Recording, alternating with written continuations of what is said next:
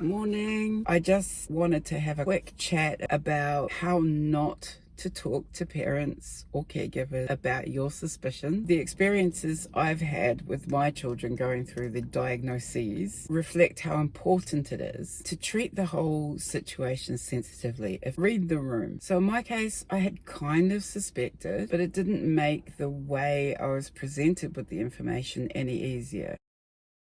I had a teacher who had discussed with me some concerns she'd had about my son, and I thought she was talking about maths. Probably why I need a diagnosis. I was not attending, and I agreed to the maths help, and she seemed very, very relieved about this. She said that she thought that I might be quite resistant, and I thought, why would I be resistant to him getting help for his maths? If he needs help, he needs help. It wasn't so long after that parent-teacher interview when I was by myself. Note, I was by myself when she had this conversation with me, and I was given this form, and the referral form was stating all the signs to me of autism. And so I said to the teacher, are you saying my son's autistic? So he's like, poof, poof. Even if you suspect it, somebody else saying it to you is like, sorry, what? Allow people time to think. You never raised this with me. You never said autism. I think the disconnect was she didn't say it because she's not allowed to say it because she's not a diagnostician, but she also forgot what I did for a job, which was outreach. And so I recognized the DSM-5 criteria she had noted. Puts his hand over his ears when the bell rings. Lines up his trains. Yeah, he does. He lines up his trains. That's how trains are supposed to go. If you don't have trains in a line, they're going to fall off the track. Anywho, she had written all these things down and they were all on a form, and she shoved it over to me and told me to sign it, just like in the morning drop-off rush. I was really taken aback and really upset. I shouldn't have been, maybe. I don't know. I was, that's the facts, Jack. I was blindsided. And that's the word I hear from parents a lot, blindsided. Don't just drop this into their lap. Find out where they are and discuss sensitively.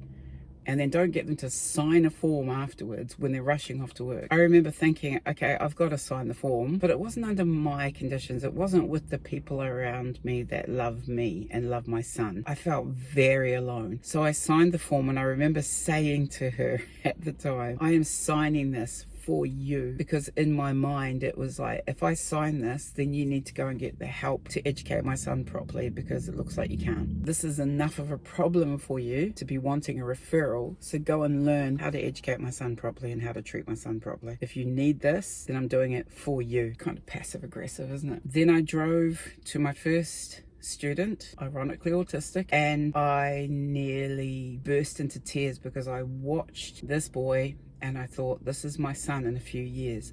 And that was really upsetting because this boy was not in a good space, and I saw how others treated him. So that's why I got upset, because I knew how the world predominantly treated kids who are autistic, and it wasn't pretty. I was at the coalface with them. Do not blindside people, and don't make them feel like they're abusers, because when we went to see the RTLB that we'd been referred to, I remember this so well, and so does my partner. This is one of his. We sat in the room and the RTLB said something along the lines of, so how are things at home? And then swung to my partner and said, and how are things with Dad? Okay. So we were looking at him, and now we're looking at us. Are we potential abusers? What are we saying here? It's a trying time for us, my friend. Thanks for your support. The range of emotions and reactions, as there is a range of people. Read the room. Don't accuse people of child abuse. Have biscuits and tissues. If we're all neuro-affirming, why do we get upset? It's exactly for one of the reasons I got upset, was knowing this child is already being treated differently. You're already pathologizing him and accusing us of being abusers. Just not good things are going to come out of somebody being different. No matter how much I love this child, you're going to be treating them differently. You're going to be seeing them differently from now on. In a follow-up meeting about how this had all gone down, and you better believe I followed that up, I remember saying to the principal, I don't want you to give my son an IEP, because then later on people are going to have the excuse of saying he isn't educable, and I'm I'm not going to give you that excuse. I'm not going to give you that label. Now, see, that's one reason people don't have labels. Actually, I've always wanted the label, because to me, the label is like it's like a care instruction. Please look after this bear. If you have that label on you, and people don't put you on the hot wash because you're a hand wash, you're treated properly. At least people should have a part understanding of how they should be treating you. So at the moment, what I think about with labels, like I say, it's like a care instruction, but it's also information for that person. If you know your neurotype, then you're not going to be internalizing stuff about yourself that other people say that just aren't true. You're not weird, you're not stupid, you're not slow, you're different. You can learn to be more accepting of yourself and advocate for yourself and just